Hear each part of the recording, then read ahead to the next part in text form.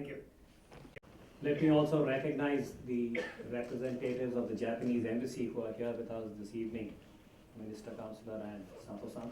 Peaceful nuclear explosion, as we called it at that time in 1974.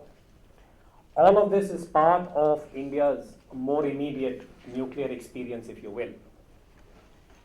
But for a group like this, which is very au fait, very informed about the nuclear issue from different perspectives, whether you've been dealing with it as a diplomat, as a practitioner, students, academics, analysts, media, I think there is a deeper resonance to the nuclear issue.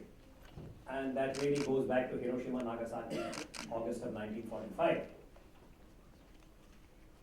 And the way in which I think the global community has been trying to grapple with it.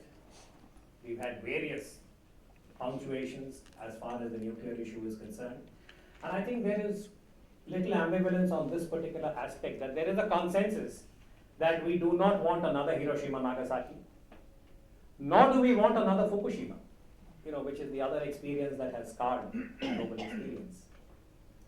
And for India, I think it has been a very, very difficult kind of challenge, given India's own commitment and orientation as far as the nuclear weapon was concerned. And for us, and I say this more as a security analyst, that more immediately in our own specific context, our frame of reference, the nuclear issue, Mahatma Gandhi had some very strong views about Hiroshima, Nagasaki, we are aware of that. But I think in a more recent and in a more relevant sense, it was October 1964 when China carried out its own nuclear test, and what that did to India's own, shall we say, strategic framework and the security challenges that it posed. So this is, to my mind, the more recent Indian experience from October 1964, how India grappled with it, sometimes successfully, sometimes not so successfully. But the fact of the matter is that from 1974 onwards, when we carried out peaceful nuclear explosion, till the fall of 2008, 34 years, India was the outsider. India was the outlier. India was sometimes more strong words were used. I will not go into that detail. But there was a certain imposition on India for the stance that we had adopted. But at one level, it's also a remarkable experience for India. And I say this again as someone who's been trying to look at India in the long cycle of our own experience in the last 7 decades. So bear with me if I focus only on the security and military related aspects, but that's been my own orientation. India is really like the elephant, and like the blind men, we can grapple with it from any which way. But I would make the following case, that this was not meant to be a review of India on the eve of Independence Day. But for me as a security analyst, and if I look at the big picture and say that what have been the most successful achievements for India in the last 71 years, I would flag the following. One is 1971 and the birth of Bangladesh, which I would say as a security analyst, as someone who's been in the military, that it is actually a kind of national demonstration of resolve and will. And just to say that we carried out a military operation in a certain manner and actually came up with a certain political result, which was that Bangladesh was born. I'll leave it at that. I don't want to get into whether we could have done better about post-72, but that's different. The second to my mind is the way in which India managed the nuclear imposition, the way in which the US led ostracism, pressures, fetters, penalties were imposed on India. And India was able to maintain a certain fidelity to principles, and there was an element of, I would say, pragmatism also. But at the end of the day, if you look at the fine print, the fact that India was accorded this exceptionalism in 2008 and that it remained a non-signatory to the NPT and yet was allowed to retain a certain amount of space for its strategic program and made commitments as far as the civilian are concerned is actually very extraordinary in terms of a certain perseverance and the political diplomatic skills that were brought to bear to arrive at this kind of a modus vivendi. Where with the United States in particular, I'm sure most people in this audience are aware that at one time when we were growing up as younger analysts and people looking at the bilateral relationship, The one word that came axiomatically when you talked about India-US was estranged, which incidentally is the title of a book by former American Ambassador Dennis Cooks, where he wrote about estranged democracies. And much of the estrangement was predicated or was triggered by the nuclear issue. And the fact that this nuclear nettle was, as I said, the circle was squared, is tribute, I would say, to the sagacity, the political sagacity at that time on both sides. I think former President George Bush and Dr. Manmohan Singh as the Indian Prime Minister. And the teams that they had on both sides. I think we should not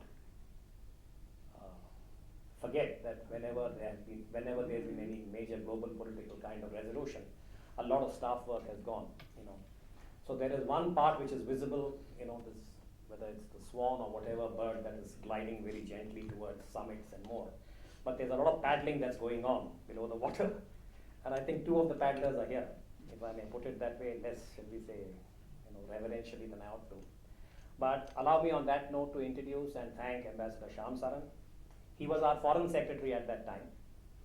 And also welcome and introduce Dr. Jaishankar, who till recently was India's Foreign Secretary. But at that time, in the interregnum 2005 to 2008, he was the Joint Secretary looking after Americas, right, Jay, at that time? And subsequently, he had, as I said, a very, very close role to, he had a proximity and insider view. And Ambassador Shyam Saran, after his stint as the Foreign Secretary, was still keeping an eye on this issue, if you will, when he was in the Prime Minister's office. So what I thought I would do is that, there's been a lot of interest on this issue. So let me also, by the way, thank all of you, because I know that when we put out the notice, both from the IIC and from the Society for Policy Studies, the response has been very positive. I do want to acknowledge and recognize, may I say this affectionately, the usual suspects are here, but there is also another, shall we say, group that's joined us. I'm very glad that we have the younger demography of Delhi here, from the colleges and universities. If I'm not mistaken, Jamia's here. Jamia? Did I see Jamia? Yeah. IIT Delhi, some IIT Delhi, and there's also Global Youth, right? Team Youth, and many other people. I'm so glad you all are here. And I think this is also a reflection of the outreach of social media that we've been able to get this kind of a response. And more interestingly, let me share this anecdotally. Even as we were coming in, I had a Twitter input this morning from those who follow the India-US relationship on the west coast of the United States, actually giving me two questions. So I said, this is as postmodern as you can get, that we haven't even begun the discussion, but we have the questions. If time permits, I'll raise issues. But I just want to thank all of you for being here. Members of the media here, Diplomatic Corps, and the IIC membership. Thank you very much for being here. So what I'll do is I'll set the ball rolling by requesting, as I said, Ambassador Shyam Saran, who was Foreign Secretary at that time, followed by Dr. Jaishankar, to talk about the 2008 exceptional status that was accorded to India. And I have two specific questions just now, and maybe we can revisit this after they make their opening remarks and either talk about this or any other issue. One is that when you look back upon 2008, it is distinctive. We have already noted that there is no other country in the world that's been accorded this kind of a status. And there was a whole, shall we say, rationalization that went along with it. But there are two aspects, which I think I'll request Ambassador Saran to perhaps reflect on. 10 years later, in your assessment, sir, how is India positioned on both tracks? One is on the civilian nuclear part, which is the genesis of the agreement. And the second is the kind of framework that had been evolved to give India appropriate space as far as its strategic and security considerations at that time were highlighted. So that's one. The second, time permitting, and I don't want to be such a sort of, make this a timekeeper issue, but if you have the time, sir, I'd like you to also talk about China. And China in 2008, which was with specific reference to the NSG. But you have the option of doing China later. But may I request you to take about 10 minutes and make this opening. You want to come here, sit down there, whatever. Thank you very much, Uday. Thank you for, shall I say, intense experience, also a bit of a roller coaster experience. there were many times when it did not seem as if we would be able to bring this to a successful conclusion. So let me just try and put this in some perspective, because I think it was, of course, a very important event, but that event needs to be put in perspective. The perspective is that what you mentioned, that for many years India was in a sense a target. It was coddled by essentially by the United States and the Western countries. And yet, I think it is also a tribute to Indian decision makers, political leaders, that they did not blink, that they continue to maintain their very strong position on, they say, the nuclear non-proliferation treaty throughout, that this was discriminatory, that India would not succumb to the kind of pressure that was being put on it. Sustained pressure for many years. So it was also I think on the US side, there was also an awareness that despite a huge amount of effort having been put in by the United States, political as well as economic, India had still managed, in fact, to not only create a fairly sophisticated nuclear domain capabilities, which were not owed to the United States. So that is one part of the picture. The second part of the picture is undoubtedly a change in the global environment, where China, you mentioned, was certainly an important factor, but I would also caution that China was not the only factor. There were many other factors at work. With the end of the Cold War, with the India's relationship with the Soviet Union no longer being a factor in US perceptions about India, that did bring about a big change. And in India itself, we came very close to bankruptcy, and we adopted very far-reaching economic reforms and liberalization. The Indian economy started becoming very much more outward-looking. You had also, because of the collapse of the Soviet Union, you had a readjustment in the foreign policy, which became also necessary.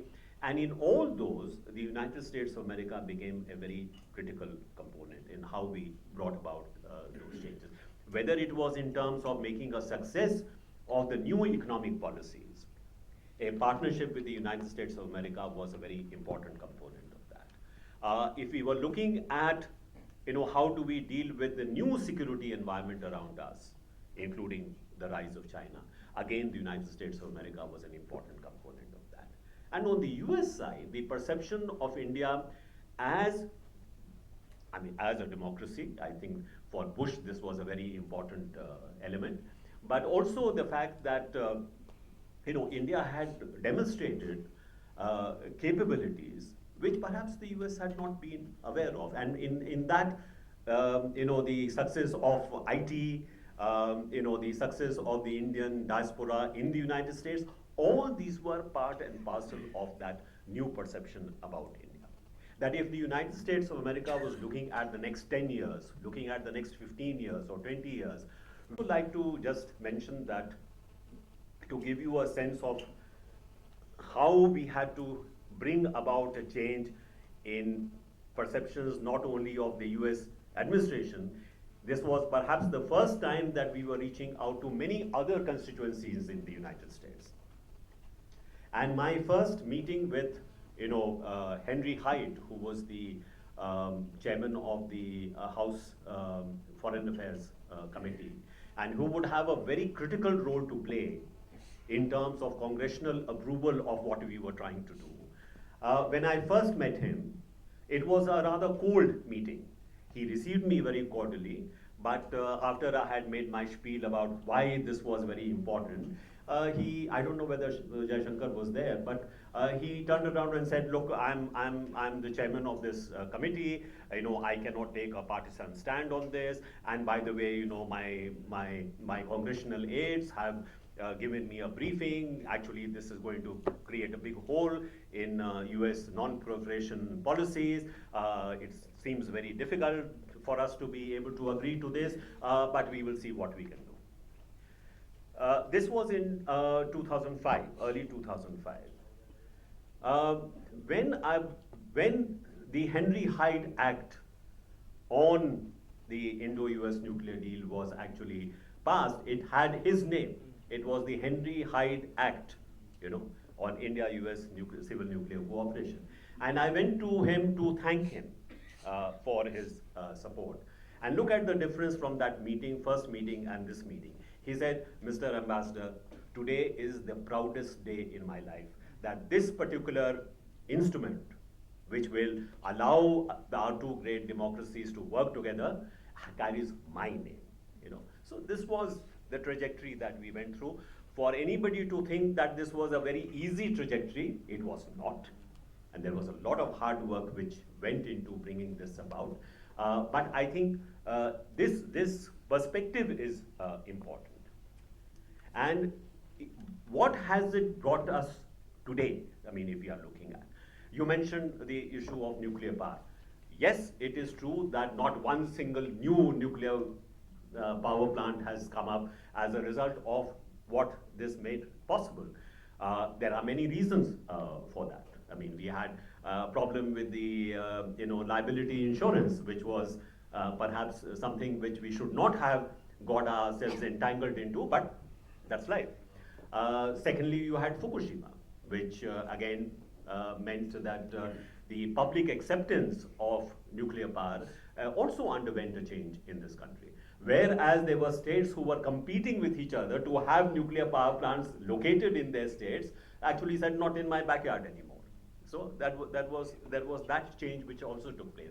But do not forget that when we started these negotiations, the capacity utilization in our existing nuclear power plants had come down to something like 35 to 40%. Tarapur was in danger of closing down because we could not import fuel because of the NSG guidelines. Today, you have long-term fuel supply agreements with probably a dozen countries, including Canada, Australia, Russia. You can think of several important countries who are locked into long-term nuclear fuel agreements with India, which means that at least for the foreseeable future, nuclear fuel is not going to be a constraint on the expansion of your nuclear power industry. And that is very, I think, an important gain that has been made, even if so far we have not been able to translate the agreement into new power plants. But many of those are actually in the pipeline. So it may be delayed, but hopefully it will come through. And in terms of the diplomatic aspect, there is no doubt that from being a target, not only of technology denial regimes, but also target in the more narrowly focused security sphere. Remember, every time we used to have a long-range missile test, you would have a reaction from the United States, from Western countries. Oh, this is a destabilizing development. Do you have any statement like that coming out today? So many of the capabilities that we were developing at that time, which were always a target from the major powers, today, in fact, there is in fact, even if there is no vocal welcome of these developments, there is at least a empathy to what India is doing. So there is a stake in India's strength. There is a stake in India's success, which perhaps was somewhat more ambiguous in the past. And I think that is a very important gain that India has made. Thank you. Jeff, want to go there? Yeah, please. And sort of flesh those out as it went. And the first point I really want all of you to note is when we keep talking about the changing world and why policies need to change, uh, probably you can't find a sharper example of a more radical initiative in foreign affairs than you do with the India-US nuclear deal. And it says something, I think, of our system, something good of our system, that this radical initiative came from within the system. So when occasionally people wonder why civil servants become wise after retirement, I want to reassure them, some of us, some of the time are wise even in service. So please bear that as a point. Now, in terms of the big issues, I think when we look at 2005 when the deal was done and 2008 when we got the waiver, we tend to think of them more as events. These are processes. And these are not processes which began in 2005, even if we were associated with that period. I would actually say, really walk back perhaps even longer than Uday did. Uday took us back to 1964. I think if you look at India's strategic situation, we are really trying to recover from three big errors, as it were. One, the error of the partition, which has downsized us in terms of weight, reach, profile, self-confidence. Two, the error of economics, where perhaps many of the reforms which came in the 1990s could have come a decade earlier. So if you look at a lot of the gaps between India and China, these are really, a lost decade, if you would, out there. But relevant to today's subject, really the nuclear side. Had we considered that we actually started the program in the 50s and fairly early in the 50s, had we pushed it as relentlessly as China did, it is conceivable that we could have made the nuclear reality happen much faster, perhaps in timelines, because the NPT used 1967 as a cutoff year for possessing nuclear weapons. And we missed that bus. But we partly missed that bus because there was ambivalence about really, where we were going with this. Even in 1974, in a sense, if you look at it, we did the test, but we didn't call it a nuclear weapon test. So we kind of ended up with the worst of both worlds. We got the NSG was created in response to that. So my point here is, if you look post 74, a large part of our national security policy is really preserving the option, finding a way to exercise it at the right time, trying to do so with the minimum collateral damage to India's interest. So I want you to really think of it not as just something which happens suddenly. There is certainly the India-US side, which Mr. Saran brought up, but I think there's also a kind of a nuclear stream developing over a long period of time, and the two of them kind of come to meet. The confluence happens in 2005. And therefore, a very important point, after 1998, I think again, we should not underestimate the importance of managing the consequences of 1998. The world did not welcome 1998. In fact, I was in Japan at that time. It was a period of exceptional difficulty there. And a lot of my colleagues in other parts of the world would vouch for similar experiences. So how do we actually get the world to accept, again, a point made by Mr. Saran, that today, you do a missile test, people, the nuclear deal and the NSG issue has actually made the world accept us as a nuclear power, even, whatever the legal fine print of various instruments. So this management of, management of the consequences, growing the acceptance, getting today, for me, the membership of export control regimes is part of that. It's part of that acceptance process. Just like, I think a particularly important bilateral civilian cooperation agreement for us with Japan. Because again, it was part of a larger acceptance of reality.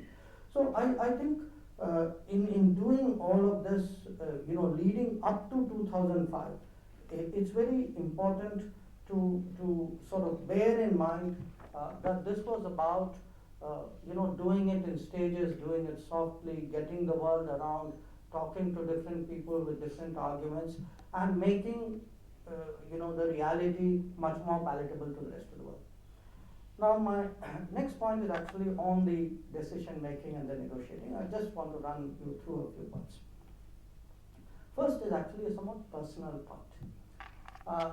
When we actually went to Washington for the July 18th, what turned out to be the July 18th agreement, things didn't exactly go our way. Okay, we arrived there, Mr. Shyam, Saran and I, and we encountered obstacles which kind of came up. There were complications which were not entirely foreseen. There were some changes in sort of the premises on which we were proceeding forward. And I still remember something which left a very, very deep, my abiding memory of that period was actually the first session went rather badly, if you remember. And we took a walk, Mr. Saran, myself, Ambassador Ronan Sen, a colleague of mine called Jaishankar. We actually went to the Vietnam War Memorial. And Mr. Shyam Saran asked each one of us for our views. Okay.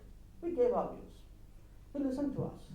And it took a little while because we had taken a break from the negotiations, not entirely sure, what we were going to do.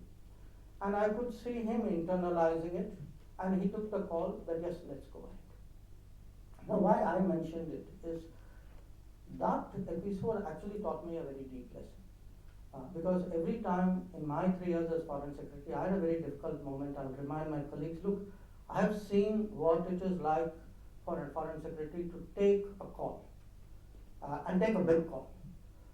So I really, for me, nuclear deal July 18th, the sort of the sharp memory that I have is very much that walk and the call that Mr. Shyam took. And since he mentioned Henry Hyde, I would also share with you that probably the most difficult congressional encounter we had actually wasn't even Mr. Hyde. It was a gentleman called Barack Obama.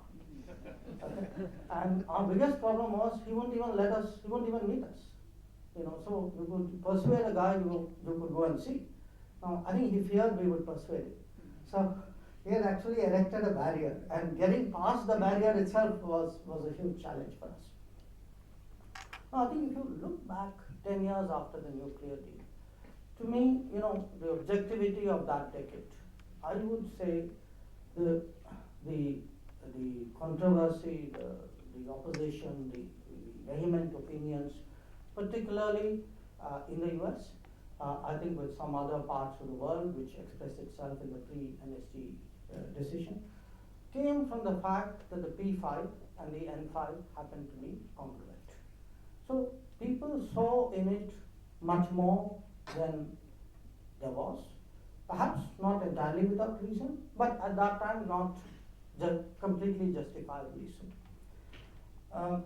The second was that there is a very deep sort of theology of non-proliferation, very entrenched in Washington strategic circles, which was frankly very offended. Mr. Hyde was the relatively nicer end of it. If you look at, and most of you going back to that period, I think some of you were in Washington at that time.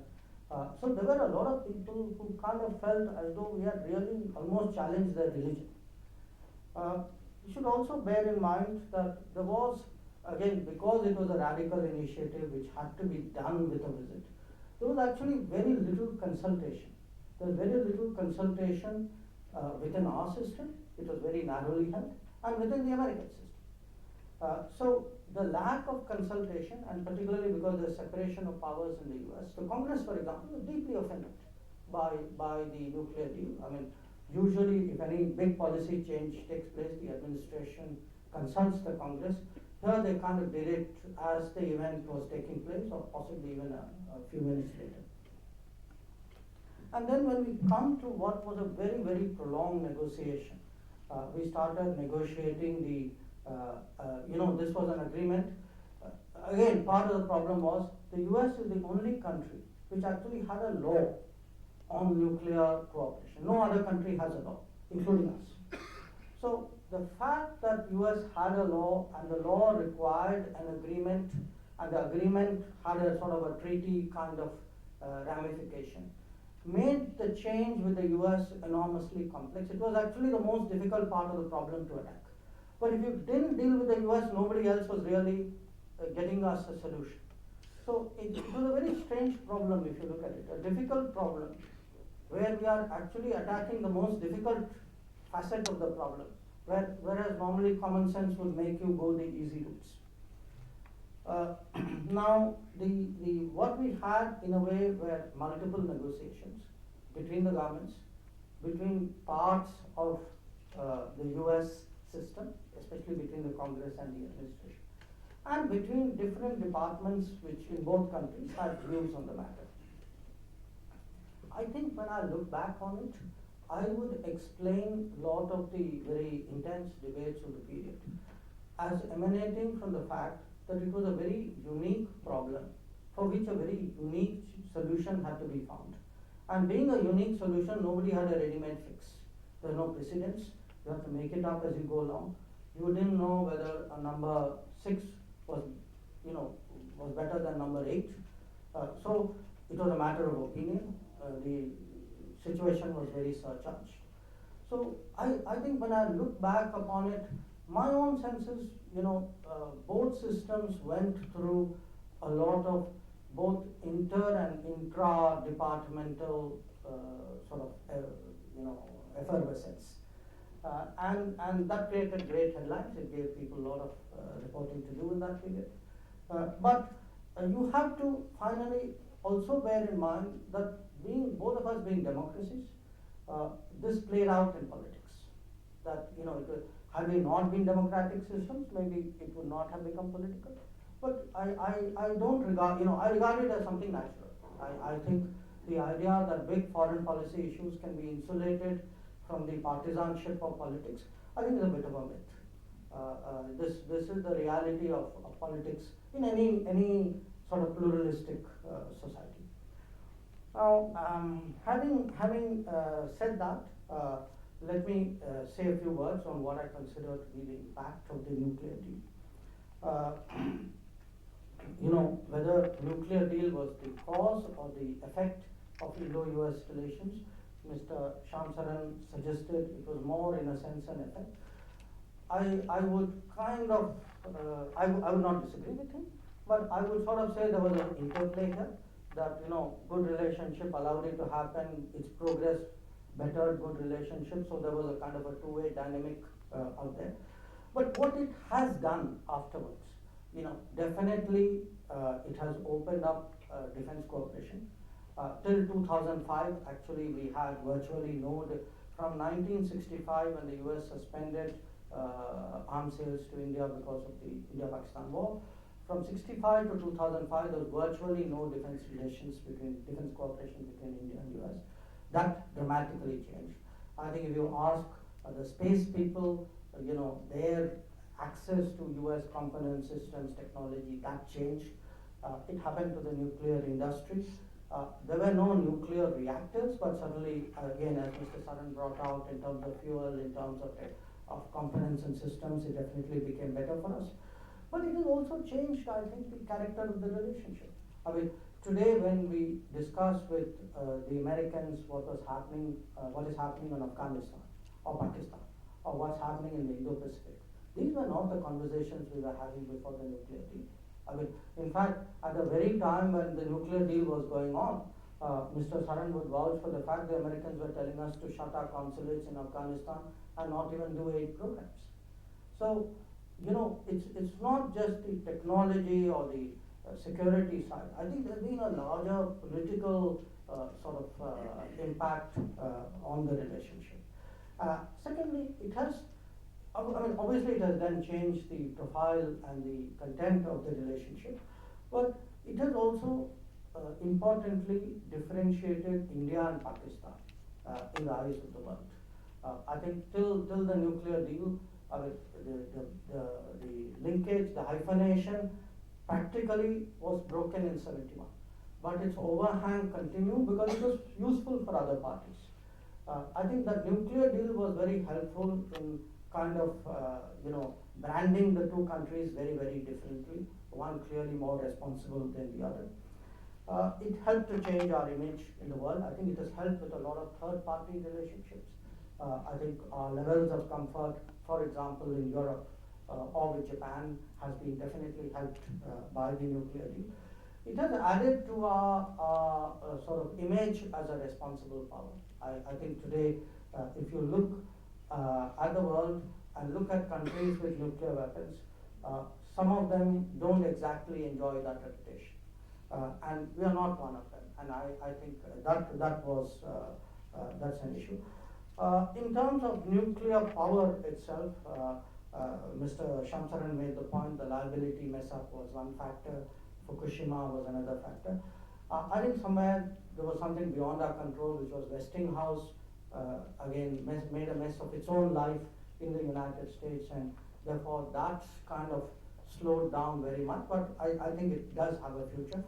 A lot of that is neither, the nuclear deal itself, either the NSG agreement or the India-US agreement couldn't have influenced any of these issues. And my own sense is that for all the difficulties that we do face, I do see nuclear power as something which in the medium term will have to factor in. And I do see possibilities for international cooperation there. I think particularly with the Westinghouse reactor, which clearly is today considered a kind of top of the line design in nuclear civil energy. Finally, 5 big takeaways. Okay.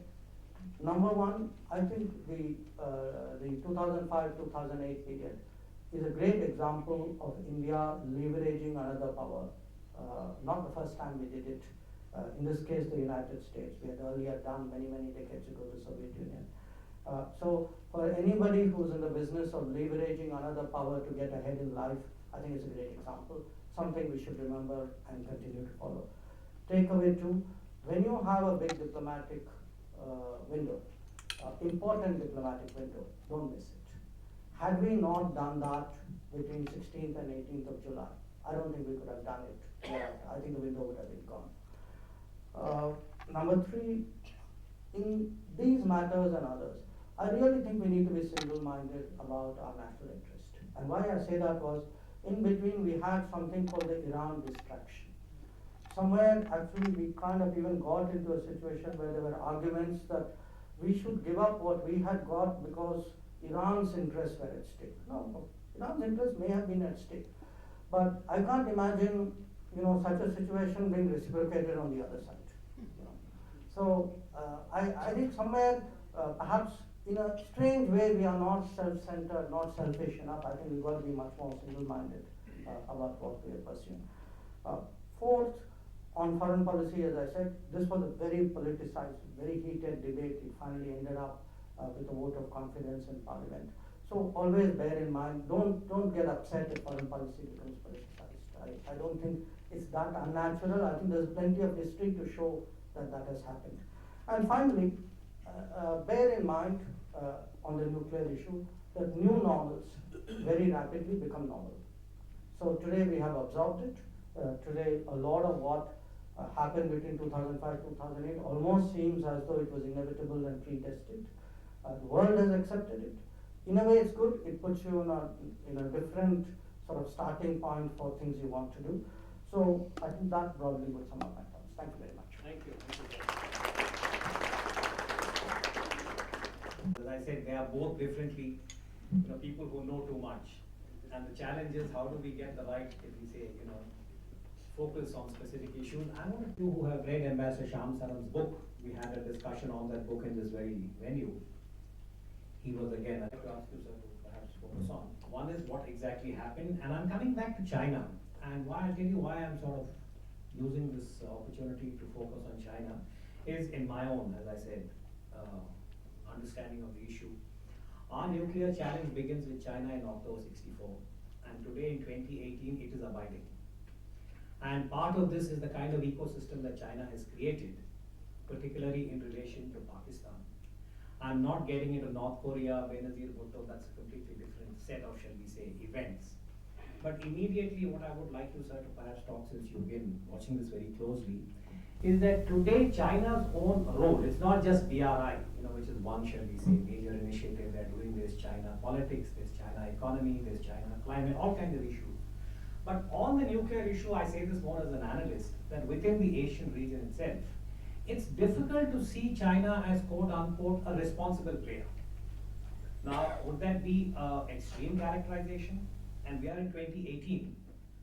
Would you care to look at the next decade and say 2028, India, nuclear issue, NSG, China? What is your sense of the way ahead? Just an assessment, no predictions, just an assessment. The difference is, I think, in terms of the balance of power, it has changed.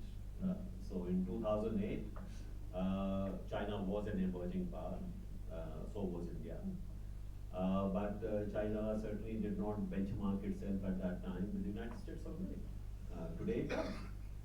So in 2008, it is not that China was not opposed to India getting even the waiver. In fact, it tried every means possible to prevent the consensus in the NSG from emerging. But the difference was that China worked mainly through some of the more theological countries on non-proliferation, like Ireland and New Zealand and Austria and others, did not always put itself in front.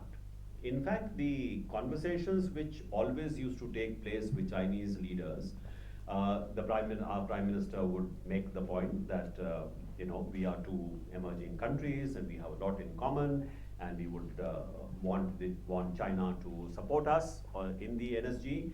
The answer to that would be, China would like to cooperate with India in the promotion of the peaceful uses of nuclear energy, but China is also concerned that the international non-proliferation regime should not be eroded in any manner. This was the standard formula which would be used every time that we would raise the issue. But they would not come out and say we would oppose an NSG waiver for you. But I think what happened at that time was that a confidence on the part of China that in fact these the small core of countries which were opposed to this waiver being given, and since NSG works by consensus, merely by sort of encouraging them, they would achieve what they wanted. This is where I think I would again say that maybe one should give credit to the civil servants who did I think a tremendous job in convincing 45 members of the NSG to sign on to this. It was not an easy exercise. In that sense, it was a much more difficult exercise than doing the bilateral Indo-US nuclear deal, because you had to deal with just one country. Here you had to convince a very large number of countries, many of them who were extremely skeptical about what was being proposed. First time I went to Brazil, and Celso Amorim was the foreign minister, and when I told him that we would hope that Brazil as a friendly country would support India, he blasted me. He said, are you crazy? We were in the same position as you were. We also wanted to keep our nuclear option open. We signed the non-proliferation treaty because we thought we would get some benefit, and we solved the problem with Argentina. And you are telling me that I should sign on to this? I mean, people will say, are you a fool? Look at what the Indians have been able to achieve. They have not signed the non-proliferation treaty. They are getting all the benefits. What did you, Brazil, do? Why did you miss out on this? And you are telling me I should sign on to this. That was his reply. We should ask if anybody knows the Portuguese word for "are you nuts?" And then fast forward to the next time when I went to meet Celso Amorim, where we had in the meantime tried to work, and I must say that President Lula played a very important role in that change. The next time around, he was saying how India and Brazil should resume their cooperation on a nuclear reactor for the submarine, because the US was standing in the way. So you see the change. But this was, as Jaishankar was saying, this is not a given. This is something which which has to be worked on. So in the NSG, when the crunch came, on the last day, and this is where the arm twisting of the smaller countries did play a role, President Bush did call some of these leaders, Austrian, New Zealanders, to drop their opposition. And we of course gave a declaration basically spelling out our commitments which we had already done in the July 18 joint statement. And when it became clear that actually all these countries who had opposed were going to fall in line, and China would be the last country to stand up and raise its hand. It could have, by the way. It could have been the last country to raise its hand and say, sorry, we will not join the consensus. At that particular point of time, they stepped back. They did not want to be seen as the one country opposing this.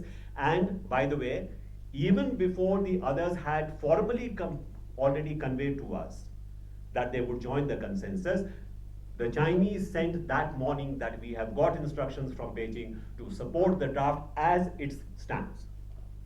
So they didn't want to be the last country to actually having signed on. Fast forward to now, situation has changed. Because not only does China feel that it can be the one country which stands up and says no, in fact it may even revel in being the one country which says no. And secondly, I think vis-a-vis Pakistan, the stakes have become much larger because of CPEC, because of the larger global situation that we have today and the role that Pakistan plays in those calculations. Preventing this from being another sort of isolation of Pakistan is not in China's interest. This is the reflection of, as I said, a change in the balance of power. So going forward, of course, I think we have done very well that we have managed to get membership of the other international regimes. But I would imagine that with respect to the NSG, probably for the foreseeable future, we are not going to see a consensus emerge on India's membership. Having said that, I do not think that really means very much because the waiver that we have is what has already made our access to the international civil nuclear market possible. The ENR issue which you have mentioned is something which was already an issue when we were doing this waiver at Vienna. Now here, I think this is one of the reasons why membership of the NSG was important, because as a full member, you would be able to participate in any kind of modification of rules or modification of guidelines. In this particular case, what NSG is obliged to do is to be in consultations with you.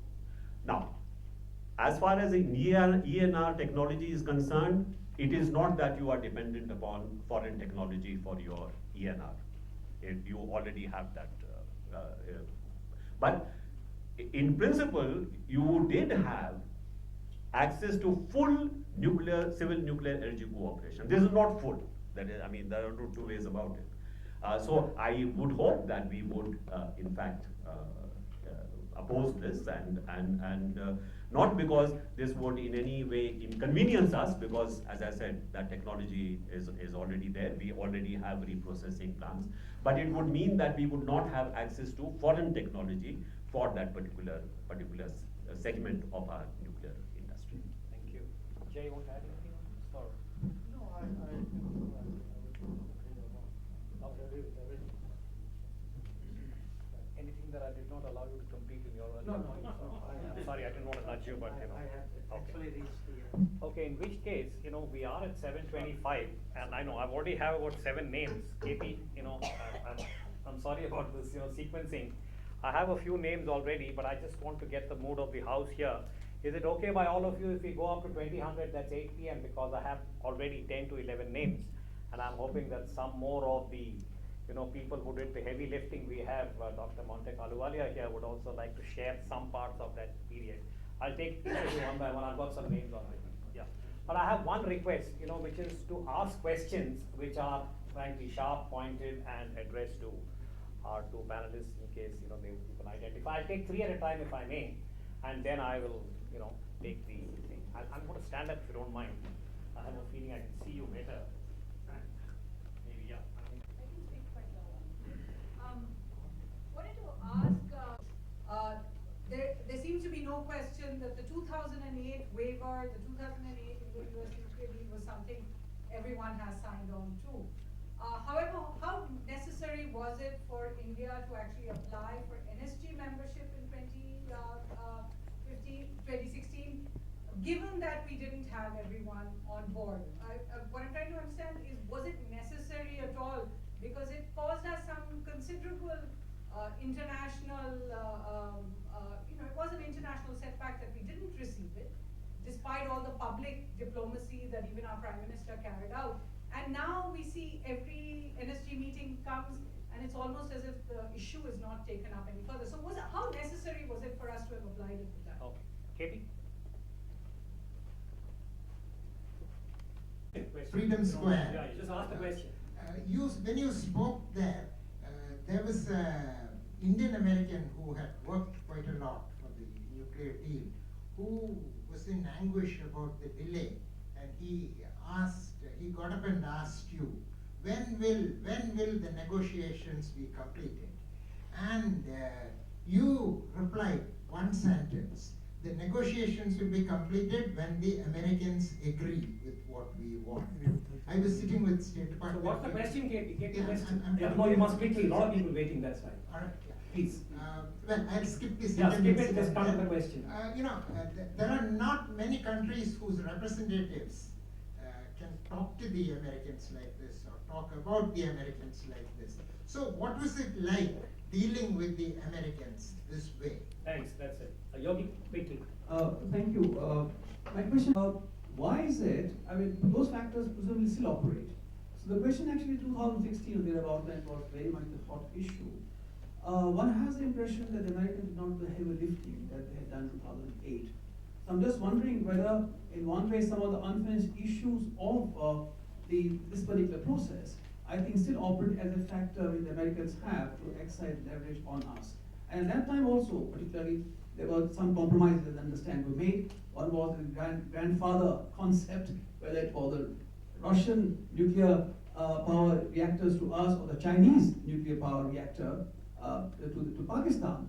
And that was a kind of compromise which was allowed as part of the deal as far as the NSG exception was concerned. So I'm just wondering whether, that kind of an equation still plays out, and to that extent it determines perhaps, let's say, how it goes. Thank you. Thanks. What I'll do is, I think we are. It won't be there any longer. So I think we have to recognize that as the situation around us changes, calculations on the US side will change, but calculations on our side would also change. So what I think is true is that the substantive content of India-US relations today is at a much higher level than it was at that time. That has not changed. You may say it is going somewhat more slowly than may have expected, but it is not declining. It is actually gathering more substance. And there also, I think we have to have a certain perspective. In 2005, by the way, we also signed the India-US defense agreement, defense framework agreement. But even then, or even a few years later, even after the nuclear deal was signed, if anybody told me that the level of defense cooperation between India and the US, not just exercises, but in terms of not only the defense hardware relationship, but talking about actually working together in terms of creating new platforms, this would have been unthinkable. So there are maybe things are not always as dramatic as the nuclear deal was. Of course, the nuclear deal was dramatic because it was about the word nuclear. So you can't have that, kind of a initiative all the time. But certainly, I would say that it enabled us to have a much more substantive and, from our point of view, a much more useful relationship than we would have otherwise have. And I think I have also mentioned, the last point I would like to make is that it has also enabled our management of our relations with some other countries, including China, much easier than it would have been otherwise. Jay, you want to answer Suhasini and Katie? General remarks for everybody. Well, I mean, first of all, did we have to make the push for membership of NSG? So as I pointed out, it wasn't just NSG. I think, I mean, then you could ask, do we really have to push for the UN Security Council? Do we have to push for anything at all in foreign policy? I think if the objective is to go upwards in life, which most people with reasonable ambition and aspiration have, you kind of want to move to greater influence, and certainly the NSG, among other bodies, would be seen as part of what global management is about. So if you want to join the management, it's one of the things you do. Now, in terms of why did 2016 go differently, or 16 and onwards go differently from 2008, I think some of the points Mr. Saran has brought out. One, that Barack Obama was Yogi's question. Barack Obama was not George W. Bush. Secondly, the United States, after the 2008 Lehman Brothers Bear Stearns crisis, is not the United States of the old. The US-China equation changed. You know, what George Bush could do with Hu Jintao, Barack Obama couldn't do with Xi Jinping. I think to some extent the Chinese learned the lessons of 2008, which was they didn't wait to be smoked out at the end, they came in early.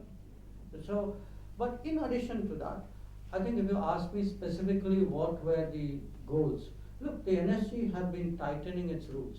And again, Mr. Saran mentioned the ENR issue. NSG, I mean, the longer we stayed out, in a sense, we are going to, the later we enter NSG, we are going to enter in a tighter and tighter situation. Secondly, it isn't just the technology rules. I mean, look, this is a great policy making hub, information clearing hub. I mean, it kind of monitors the entire industry in a sense. So it's like you've decided to be outside the, in the waiting room while the industry is doing its annual plenary gathering. So, I mean, if some people feel we should stay in the waiting room, they're welcome to it. I at least feel maybe time you enter the drawing room. So I think that's part of it. I also think the shift in Chinese position was important, because the Chinese were signaling very differently before the actual meeting. So I think there was a shift there. It's a little bit complicated why that shift happened. In terms of KP's issue, about how do you deal with the US, I think you deal with the US by talking to them like Americans talk. And Americans understand. I mean, so don't complicate it with too many commas and semicolons. Just give it to them straight, and it generally works. So, but I just want to go back to one earlier point which you raised. Would you see China as a responsible player? I think China I would define as a high-risk player.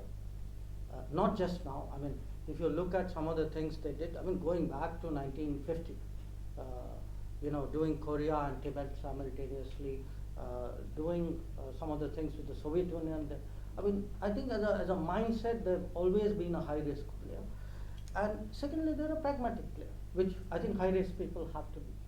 So, my view, if you look ahead and say, so will it never happen? I'm talking of NSG here now. I'm not so convinced it will never happen.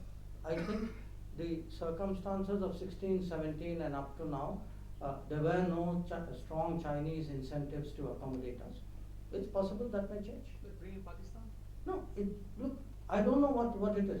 I'm not predicting. I'm just saying that I would conceptually and policy-wise not remove the possibility that just as they have changed in the past, I'm not predicting it, but I would never take that possibility off the table, because at the end of the day, they will respond to global circumstances, and some of you may have noticed the global circumstances in the last few months have not exactly moved in their favor. Yep, that's a fair point. Global youth, I mean, I did see one of the names, I'm forgetting you, right? Global Saran company. I did want to get the younger, yeah, go ahead. Just give us your name also. I think we'll speak for you. Yeah, here's the mic. And I hope you're going to give us a Twitter question, just 140 characters, the old Twitter. Lamba mat karna, chalo, go ahead. So my name is Lokendra and I'm from Jamia. I'm doing MA from there. So I read this book by N. Sarban B. Banerjee, which was a nuclear issue, and they hold that the 1974 and 1998 tests were more due to domestic political considerations and less driven by national interest. So what are your views on them? And these scientists have been in the nuclear establishment of like decades. So what's your view on that? Very good. 1974, let's blame the scientists. But before that, that's lighter way. Actually, There's a rising skepticism that exactly what you talked about, rules and regulations that exist in the US. Will you actually really see the light of day when it comes to transfer of high technology and issues of areas of concern, which you did get with the Soviet Union or the old with Russia, whether it's in the cyber domain, whether it's in the domain of the high end of the technology, which is very, very restrictive.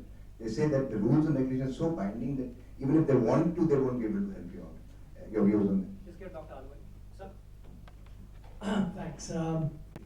Certainly internationally, people were really amazed at what everybody internationally thought that these two gentlemen and their bosses had pulled off an incredible coup was actually being criticized at home. And I was frequently asked, what the hell is going on? Now, I would say, well, all the things that Jaishankar has said, politics, etc. What I could not explain, and that's what I want an answer from there. How come we had former chairman of the Atomic Energy Commission opposing this? Did we simply fail to tell them that, look, this is actually, everything is tied up? Because that was a real bust. And you cannot blame the Indian public being misled. If former top scientist, the current top scientist was entirely for it, because Kakotwar was there in July. But his predecessors opposing it was a puzzle. So why is your political constituency sort of anyway? But that's, as I say, a friendly country we said this. But sir, you. Yeah. In India, usually we believe. Sir, your recording will just introduce your name. We usually believe. Sir, name for recording. Please give us your name. Oh, my name is Panchapakeshan. I taught physics at Delhi University. Why is it that, as we say in India, Democrats we are probably more sympathetic to Democrats, but it is the Republicans who have helped us. It is Bush who helped us. None of the Democratic presidents helped us. Is this, is this true? And if it is true, why is it? What I'll do is, I hope I haven't missed out any critical needs of 5 minutes. Just joking. Let's try and get responses to whatever you can. I promised 8 p.m. to people who said they have to go for dinner. Has raised an important point. Let me just try to explain it by pointing out the fact that for 30 years, really the cutting edge of Indian science and technology, which is your space program, your nuclear program, your DRDO, these were in fact the main targets of the technology denial regimes that the US had in the history. So they had it should come as no surprise that they were perhaps not entirely convinced that this was Santa Claus bringing, gifts for the country.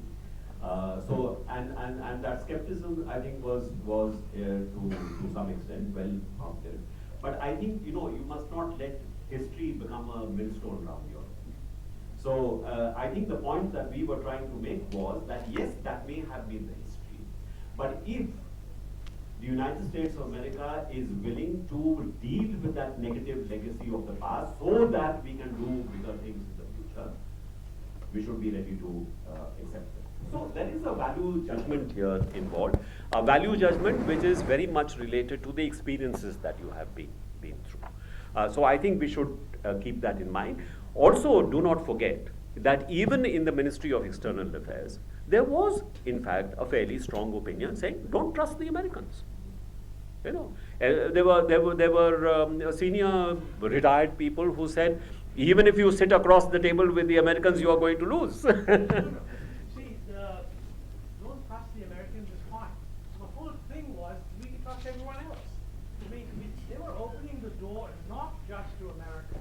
They were removing shackles that prevented us from collaborating with other people. So you could have started by, whoever had doubts could have said, this is great, but I don't trust the Americans, they'll trip us. No. Let's have it, and then we'll sign up with everybody else. I think the problem was that it was always the objective to, in fact, bring about a change in the international system.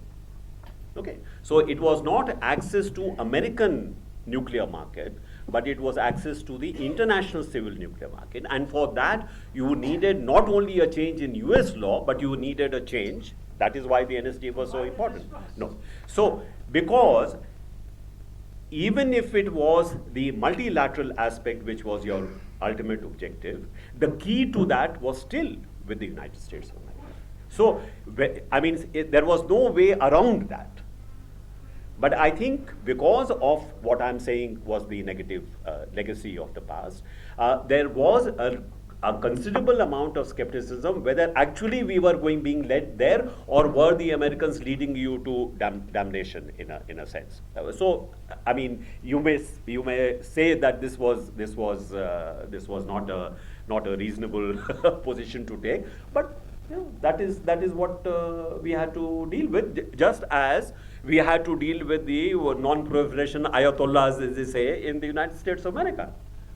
So I think we need to understand what is the source of that skepticism and opposition. But eventually, I think everybody did fall in line. The other aspect which I think was raised about a young man you Yes, 1974. Yeah. Was it driven by domestic? Yeah, you know, this has always been this very, I mean, an argument that, you know, the Indian nuclear doctrine is not really rooted in security consideration. It is for prestige purposes. It is for, you know, being seen as a great country. I think that's a very, I mean, there is a prestige element involved in every country which is looking for a nuclear status. But I think if you look at India's security environment, perhaps there is much more reason for India to, in fact, have a nuclear deterrent than for any other country. So I think the decision having been taken in 1998, to me, was very much related to what was happening before that. The NPT being made a permanent, treaty. Secondly, look at the negotiations which were taking place on the Comprehensive Test Ban Treaty. A effort was being made, a very concerted effort was being made to close off your options, close the door on you. And I think it was therefore a sense that unless we break out now, we would not be able to do that, or the costs will be so high later that it would perhaps not be possible. So I think there was a specific reason why it was not just domestic compulsions. I mean, that is perhaps part of the answer, but I do believe that much of the answer lies in exactly what was happening before that in terms of the international nuclear developments. Before I give it to Jay, I think I want to respond to Dr. Ahluwalia's point about why did we do what we did.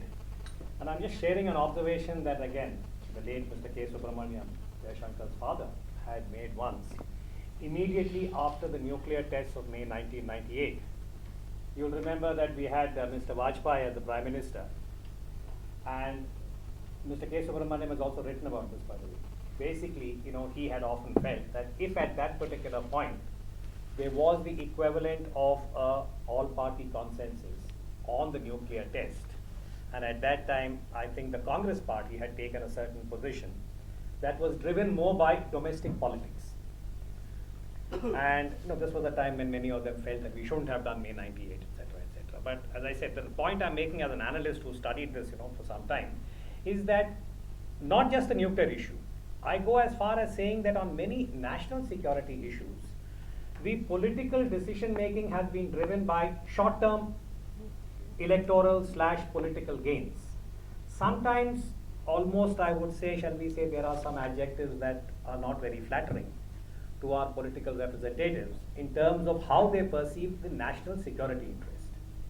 And I'm saying this with full responsibility. There are specific cases. And I want to share a conversation we had to most of you who followed that period in terms of the domestic debate will recall that it went down to the wire here in India, not so much there. And it was a meeting that was enabled with the leader of the Samajwadi Party, Mr. Mulayam Singh Yadav, when he was taken to our former president, the late Dr. Abdul Kalam. And I had occasion to later talk to Dr. Kalam about this, and it was very sad, of course, that we lost him the way we did. He had a very funny story to relate, saying, of course, he was able to convince Mr. Mulayam Singh Yadav and the Samajwadi Party representatives. We also had a very important political figure at that time who was not, a minister, but who had enabled these meetings. The gentleman who had diabetes in Singapore, Amar Singh, Mr. Amar Singh, he had enabled this meeting. But the takeaway was that, yes, Dr. Kalam convinced Mr. Yadav about the need for the party to go along with this decision and support Dr. Manmohan Singh. But he said, at the end of the day, I said, if I understood more Hindi and Mulayam Singh Yadav understood more Tamil, maybe this wouldn't have happened. Meaning, it was one of those political, shall we say, things, it was gut at that time. But I maintain this again, sir, that even now, many of our national security things are being driven, I think, by very short term, sometimes venal political considerations. But I think that's an aside. After 2000, we can meet in the bar. We can do that. Jet, you want to? Okay. Quick responses to 4 of our questions. I think, let me start with the young gentleman. There's 74 and 98. Look, before each event, there was actually a big triggering international event. In the case of 74, when China and the United States patched up in 71, and then a completely different strategic landscape came into being, which deeply affected our interests. I think that was very much the overhang for the 74 test. Now, you can argue whether we should have gone all the way in 74 and found ways of getting around whatever international agreements there were. I mean, I'm sure a country like China would have found such a way. But, if there is a criticism, because 74 wasn't full-hearted enough. But there was no question that there was a larger shift in strategic landscape, which really triggered up 74. And 98, as Mr. Shyam explained, our options, we were losing, the longer you put it off, your options were closing. And certainly the manner in which CTBT was done, which would have shut off our options, required a very irreversible decision on our part. On the issue of technology transfer, I have 2 comments. One, the sort of the expectation that somehow that is our entitlement. I think that needs to go from our heads. Technology transfer is a business. Okay. You make it worth somebody's while, there will be technology transfer. If you think it's your God-given right, you can keep arguing.